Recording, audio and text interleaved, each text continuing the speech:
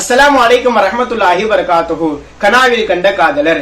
அல்லாஹ்வின் நல்லடியார்களே, நம்முடைய வாழ்க்கையில் கனவிலே என்றாவது ஒரே ஒரு முறையாவது பெருமானார் ஸல்லல்லாஹு அலைஹி வஸல்லம் அவர்களை கண்டுவிட மாட்டோமா என்ற ஏக்கத்திலே துடியாய் துடித்துக் கொண்டிருக்கிறோம். ஆனால் கிட்டத்தட்ட 70 தடவைகளுக்கும் மேலாக கனவிலும் நினைவிலேயும் பெருமானார் ஸல்லல்லாஹு அலைஹி வஸல்லம் அவர்களை கண்டுகளித்தவர்கள் தான் இமாமுனா ஜலாலுத்தீன் சுயூத்தி ரஹிமஹுல்லாஹ். ஒருமுறை அவர்கள் பெருமானாரை கண்டதை அவர்களே சொல்லுகிறார்கள். ராயித்து நபிய ஸல்லல்லாஹு அலைஹி வஸல்லம் ஃபில் மனாம், நான் ஒரு முறை பெருமானார் ஸல்லல்லாஹு அலைஹி வஸல்லம் அவர்களை கனவிலே கண்டேன்.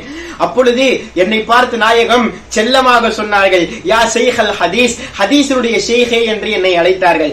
நான் பெருமானாரிடத்திலே கேட்டேன், யா ரசூலல்லாஹ் அமின் அஹ்லில் ஜன்னதி அன, நாயகமே நான் சுவனவாசிகளில் நானும் உள்ளேனா, நான் சுவனம் செல்வேனா என்று கேட்டேன். நாயகம் சொன்னார்கள், நஅம், ஆம், நீங்கள் கண்டிப்பாக சுவனம் செல்லுவீர்கள்.